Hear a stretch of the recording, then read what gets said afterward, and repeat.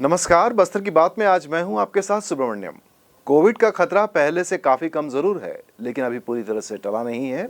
इसलिए सावधानी ना छोड़ें, सतर्क रहें और वैक्सीन के दोनों टीके निर्धारित समय पर जरूर लगवाएं। ध्यान रहे, आपकी सजगता ही आपकी सुरक्षा है। इन्हीं बातों के साथ आइए नजर डालते हैं आज की हेडलाइंस पर।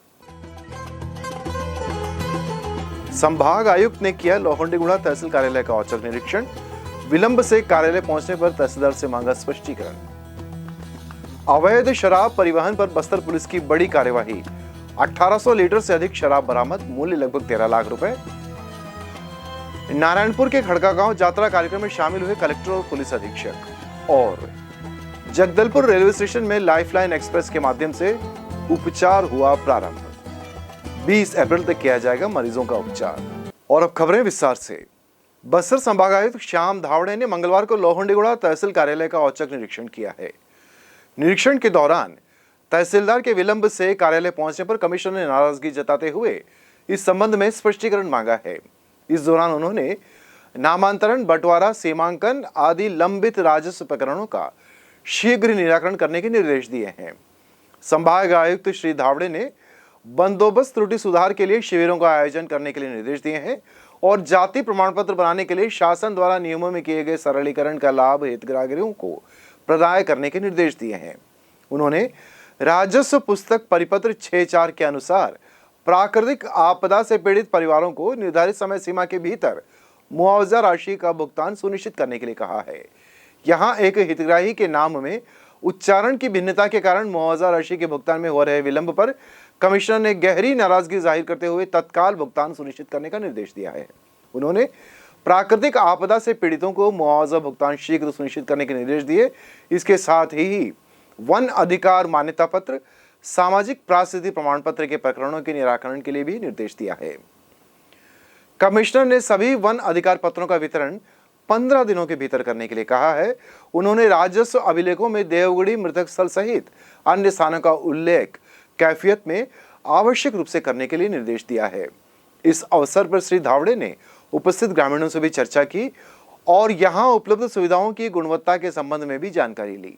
बस्तर पुलिस के द्वारा आपराधिक तत्वों के विरुद्ध कार्यवाही के तारतम्य में मंगलवार को अवैध शराब परिवहन पर बस्तर पुलिस को बड़ी सफलता मिली है। इस संबंध में विस्तार से जानकारी देते हुए एएसपी हेमसागर सिदार ने हमें बताया है। मामला थाना भानपुरी क्षेत्र का है, जहां आज सूचना प्राप्त हुआ था कि किसी व्यक्ति के द्वारा अवैध रूप से शराब का परिवहन कोंडा गांव से बस्तर जिले की ओर किया जा रहा है। सूचना पर थाना प्रभारी भानपुरी राजेश मरे के नेतृत्व में टीम गठित कर कार्यवाही हेतु रवाना किया गया था। उक्त टीम के द्वारा ग्राम फरसागुड़ा में चेक पोस्ट लगाकर संदिग्ध वाहनों की चेकिंग किया जा रहा था। दौरान चेकिंग के एक टाटा ट्रक को जो है रोका गया। इसमें एक संदिग्ध व्यक्ति मिला, जिससे पूछताछ करने पर इसके द्वारा अपना नाम सोनू यादव निवासी वाराणसी उत्तर प्रदेश का होना बताया गया। इसके ट्रक की तलाशी लेने पर उक्त ट्रक में जो है मुर्रा के नीचे 200 पेटी गोवा शराब विस्की जो है वो बरामद हुआ, जिसके संबंध में पूछताछ करने पर इसके द्वारा कोई वैधानिक प्रत्युत्तर प्रस्तुत नहीं किया गया है। मामले में आरोपी सोनू यादव के कब्जे से 200 पेटी गोवा विस्की शराब जो है बरामद कर जब्त किया गया है, जिसकी कुल मात्रा 1800 बल्क लीटर है और जिसकी अनुमानित कीमत 13 लाख रुपए आकी गई है। उक्त जब्तशुदा शराब जो है मध्य प्रदेश क्षेत्र का होना पाया गया है। मामले में आरोपी के विरुद्ध 34(2) आबकारी एक्ट के तहत आपराधिक प्रकरण पंजीबद्ध कर अनुसंधान में लिया गया है एवं आरोपी के कब्जे से एक ट्रक, एक मोबाइल और 200 पेटी गोवा विस्की शराब जो है बरामद कर जब्त किया गया है। आरोपी को मामले में गिरफ्तार कर न्यायिक रिमांड पर न्यायालय रवाना किया जा रहा है। फिलहाल मामला थाना भानपुरी के अंतर्गत विवेचनाधीन है। बस्तर की 6 दशक से लंबित दिल्ली राजरा जगदलपुर रेल लाइन के लिए पदयात्री 42 डिग्री सेल्सियस की विषम गर्मी में निस्वार्थ प्रयास कर रहे हैं। इसी तारतम्य में मंगलवार को जगदलपुर से 20 लोगों की टीम नारायणपुर की पदयात्रा में शामिल हुई है। बस्तर के सभी समाज संगठन, समूह और संघ ने आग्रह किया है कि इस आंदोलन में अपनी सहभागिता अवश्य दें। आंदोलन के समर्थन में उन्होंने कहा कि पदयात्री संकल्प के साथ आगे बढ़ रहे हैं और इस पदयात्रा में शामिल होने सभी बस्तरवासी कदम बढ़ाएं।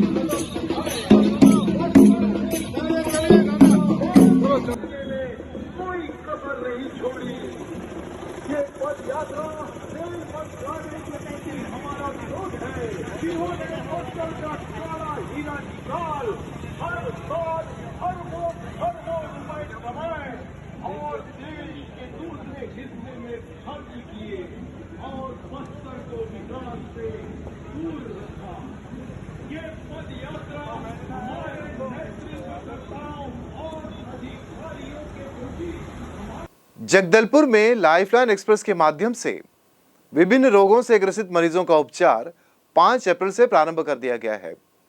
इसके माध्यम से 20 अप्रैल तक जगदलपुर में उपचार की विशेष सुविधा प्रदान की जाएगी। इसके तहत आंख, कान, होंठ, तालू, अस्थि और दांत संबंधी रोगों की जांच और उपचार के साथ साथ आवश्यकतानुसार सर्जरी भी की जाएगी। इसके साथ ही मुंह, स्तन और विभिन्न प्रकार के कैंसर सहित असंचारी रोगों की स्क्रीनिंग भी की जाएगी। मंगलवार को जिला पंचायत के मुख्य कार्यपालन अधिकारी रोहित व्यास ने जगदलपुर रेलवे स्टेशन पहुंचकर लाइफलाइन एक्सप्रेस में दी जा रही चिकित्सा सुविधाओं का अवलोकन किया। इस दौरान अनुविभागीय दंडाधिकारी दिनेश नाग भी उपस्थित थे। महापौर सफीरा साहू ने मंगलवार को महारानी वार्ड के नवीन आंगनवाड़ी भवन का फीता काटकर लोकार्पण किया है। इस वार्ड में आंगनवाड़ी भवन की लोगों की बहुत पुरानी मांग थी, जिसका कि 5 अप्रैल को विधिवत पूजा कर लोकार्पण किया गया है। इस दौरान पीडब्ल्यूडी सभापति यशवर्धन राव, वार्ड पार्षद मानिकराम नाग, ललिता राव और वार्डवासी उपस्थित थे। राज्य शहरी विकास अभिकरण के निर्देश पर नगर निगम सभागार में प्रधानमंत्री आवास योजना के अंतर्गत सामाजिक अंकेक्षण और जनसंवाद के लिए 2 दिवसीय कार्यशाला मंगलवार को आयोजित की गई है। राज्य शहरी विकास अभिकरण उपस्थित अधिकारियों और नव आस्था जल जीवन सेवा समिति से अवधेश साहू ने कार्यशाला में कहा है कि प्रधानमंत्री आवास BLC योजना का लाभ हितग्राहियों को ज्यादा से ज्यादा मिले, इस विषय पर लोगों में जन जागरूकता लाना मुख्य उद्देश्य है। इस कार्यशाला के माध्यम से अधिकारियों ने BLC योजना के विषय पर विस्तार से जानकारी दी। साथ ही जनप्रतिनिधियों और हितग्राहियों को अन्य विषयों से अवगत कराते हुए नियमों की भी जानकारी दी है। महापौर सफीरा साहू ने कार्यशाला में अपनी बात रखते हुए BLC घटक के विषय में निगम का पक्ष रखा और हितग्राहियों को जानकारी दी। उन्होंने कहा कि BLC मोर जमीन मोर मकान योजना का ज्यादा से ज्यादा लाभ उठाएं। और अब वक्त हो चला है ब्रेक का। ब्रेक के बाद हम आपसे मिलेंगे बाकी खबरों के साथ।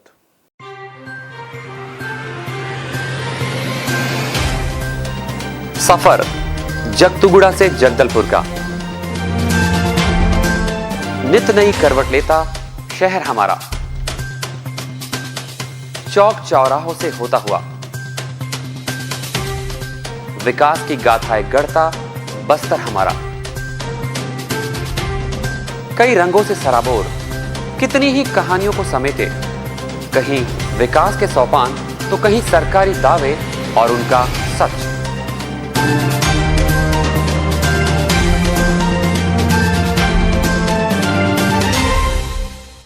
आतंक से दहलते जंगल, जमीन और जीवन, साहस और धैर्य से करवट लेती जिंदगी, राजनीति की चौसर के जाने अनजाने दांव, व्यवस्था की खूबी, कमी और खामी, खूबसूरत नजारे। अब होगी हर बात हमारे साथ, बस्तर की बात।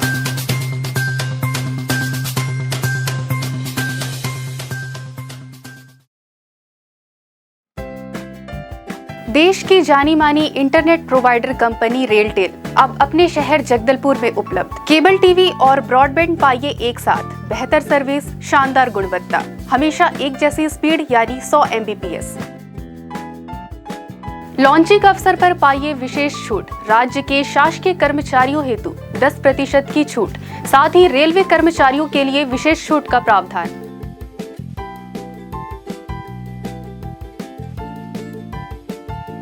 इंटरनेट कनेक्शन हेतु तत्काल अपने केबल ऑपरेटर से संपर्क करें या कॉल करें 9425262386 पर या 9617185020 पर।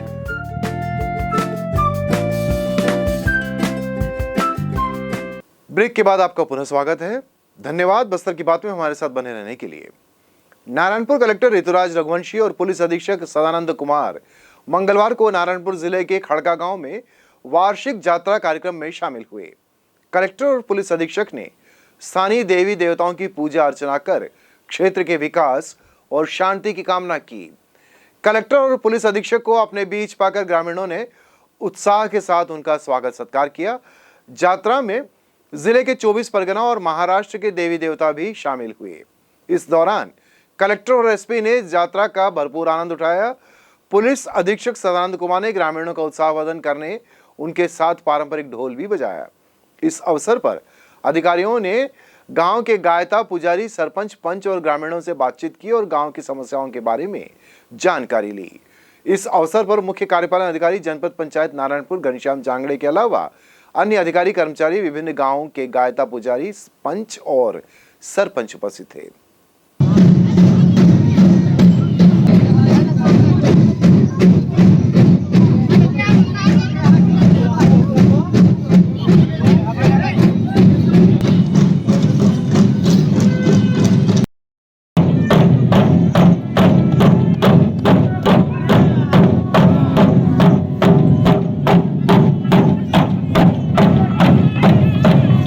नगरनार इस्पात संयंत्र के भू प्रभावित परिवार की बेटियां अभी भी नौकरी के लिए जनप्रतिनिधि और जिला प्रशासन के चक्कर काट रही हैं। इन महिलाओं का कहना है उन्हें जमीन का मुआवजा तो मिला, लेकिन एनएमडीसी नगरनार संयंत्र में नौकरी नहीं मिली है। महिला आयोग में सुनवाई के बाद पात्रता घोषित की गई थी, लेकिन इसके तुरंत बाद एनएमडीसी ने मामला हाईकोर्ट में दायर कर दिया है। आइए सुनते हैं प्रभावित महिलाओं ने क्या कहा। क्या नाम है आपका? मेरा नाम योगिता बाला है। मैं नगरनार कस्तूरी से हूँ और मैं भू प्रभावित हूँ। मेरा एनएमडीसी में ज़मीन गया और उसके एवज में मुआवजा भी मेरे को मिला, लेकिन नौकरी नहीं मिल पाया। और हम लोग पूरे 98 बहनें हैं जो इसके लिए हम लोग लगातार लड़ रहे हैं। और अभी माननीय किरणमयी नायक में हम लोग जब दर्ज किए महिला आयोग में, और उनके माध्यम से जिला प्रशासन के माध्यम से फिर से एक बार सर्वे कराया गया और वो सर्वे में भी बहुत सारे बहनों को पात्र घोषित किया गया। इसलिए क्योंकि उनका जो जब ज़मीन लिया गया था 2010 में, उस समय जो पटवारी थे, आरआई थे, उनका जो गलती था, पोतीनामा में जो नाम नहीं चढ़ पाया था उस समय, क्योंकि उसी समय हमारे माता पिता भी ख़त्म हो चुके थे और हमको भी ये ज्ञान नहीं था कि उस समय कुल मिला के अभी आपको नौकरी मिलने तक का बात पहुंची थी। बात पूरा जिला प्रशासन भी अभी वो खुद भी स्वयं को जिम्मेवार बोल रहा है कि हम लोग से त्रुटि हुआ और उसी के कारण से इनको नौकरी उस समय नहीं दिया गया। लेकिन आज ये लोग पात्रता हैं, लेकिन फिर भी पात्रता होने के बावजूद भी आज एनएमडीसी ने सभी को हाई कोर्ट में डाल दिया। और हम तो इतने गरीब हैं कि हम हाई कोर्ट का लड़ाई लड़ नहीं सकते। और हमारी बहनें हैं, वो लोग भी 2014 से वो लोग हाई कोर्ट में डाले हैं, लेकिन उनका कुछ भी सुनवाई आज तक नहीं हो रहा है। और हमारे पास तो कुछ भी नहीं है कि हम एनएमडीसी के साथ लड़ सकें। और जब हमको महिला आयोग के द्वारा भी हमको एक विजय घोषित कर दिया गया था, लेकिन फिर भी आज हम जय पाने के बाद भी आज हारे हुए हैं, क्योंकि आज हमारा जो दशा है हाई कोर्ट में पूरे लोगों का प्रकरण को ले गए हैं। तो आज उसी सिलसिले में हम माननीय मुख्यमंत्री जी से मिलना चाह रहे थे, उनसे निवेदन भी करना चाह रहे थे कि हमारे लिए कुछ पहल करें, क्योंकि उनके ऊपर हमारा एक आशा था कि हमारे लिए कुछ करेंगे। भू प्रभावित बेटियां जो काफ़ी साल से समानता का पात्र अपने आप को मानते हुए हक की लड़ाई लड़ती आ रही हैं, जो काफ़ी साल से चल रहा है। जबकि सीएम जी जैसे शपथ ग्रहण करने के पश्चात माई दंतेश्वरी मंदिर के सामने उन्होंने तुरंत 3 वादे किए थे। शायद सीएम जी मान्यवर को याद नहीं होगा, स्मरण नहीं होगा, उस समय काफ़ी आला अफसरों की उपस्थिति थी, लगमा जी थे।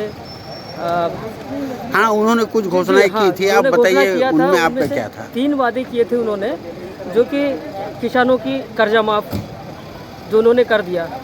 दूसरा था ज़मीन वापसी जो लौंडीगुड़ा में उन्होंने करवा दिया। तीसरा था कि बेटियों को भी बेटों की तरह समानता का पात्र देते हुए नौकरी देने का वादा, जो आज तक 14 साल होने पे है, वो अभी तक इस बात पे कोई रोशनी नहीं डाले हैं। हम बेटियां लगभग लड़ते लड़ते बहुत प्रयास करने के बाद हमने लड़ा करते करते फिर एनएमडीसी ऐसे हालत पे लाई कि हम लोगों को केस को हाई कोर्ट में डाल दिया। जबकि चाहे तो जिला प्रशासन इसका निष्कर्ष निकाल सकते हैं, इनके हाथों पे है। एनएमडीसी हमेशा यही कहती थी कि जिला प्रशासन अगर हमको आदेश देती है तो हम देने में सक्षम है, हमको कोई दिक्कत नहीं है। जब जिला प्रशासन ने कुछ बेटियों को आदेश दिया, उसके पश्चात भी उन बेटियों को भी हाईकोर्ट में डाल दिया।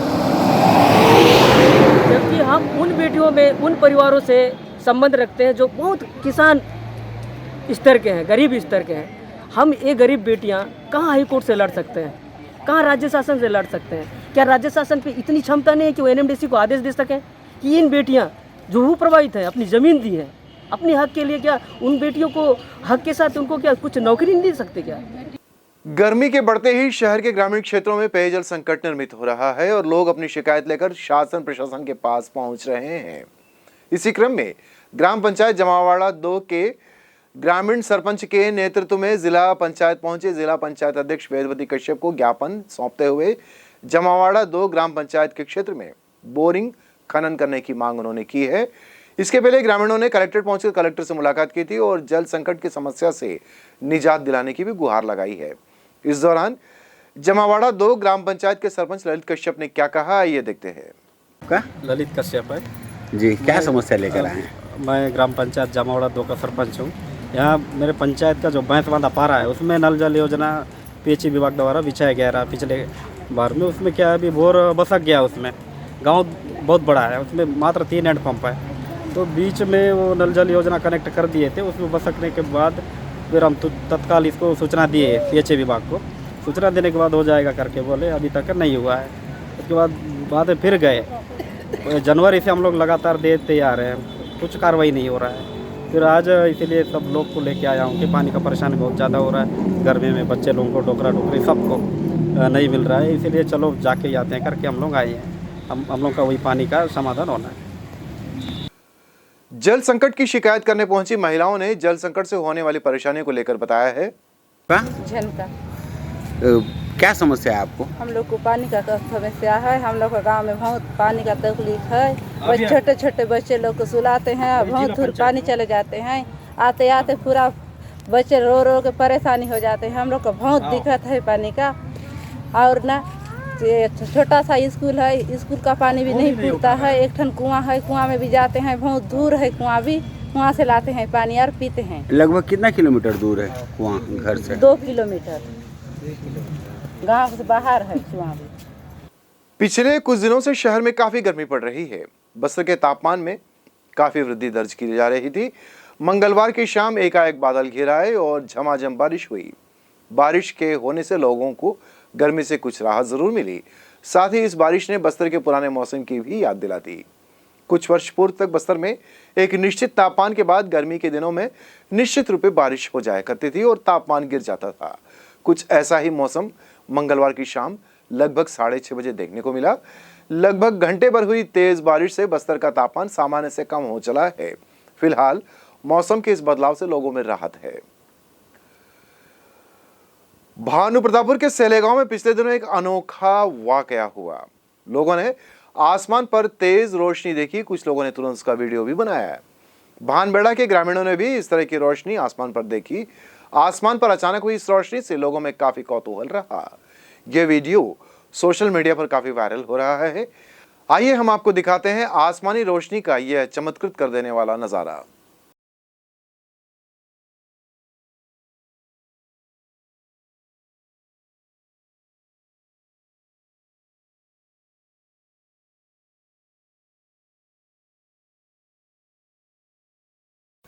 चलते चलते आइए फिर नजर डालते हैं आज की हेडलाइंस पर। संभाग आयुक्त ने किया लोहंडीगुड़ा तहसील कार्यालय का औचक निरीक्षण। विलंब से कार्यालय पहुंचने पर तहसीलदार से मांगा स्पष्टीकरण। अवैध शराब परिवहन पर बस्तर पुलिस की बड़ी कार्यवाही। 1800 लीटर से अधिक शराब बरामद, मूल्य लगभग 13 लाख रुपए। नारायणपुर के खड़का गांव यात्रा कार्यक्रम में शामिल हुए कलेक्टर और पुलिस अधीक्षक। और जगदलपुर रेलवे स्टेशन में लाइफलाइन एक्सप्रेस के माध्यम से उपचार हुआ प्रारंभ। 20 अप्रैल तक किया जाएगा मरीजों का उपचार। बस्तर की बात में आज सिर्फ इतना ही। आपसे पुनः मुलाकात होगी कुछ और खबरों के साथ। नमस्कार।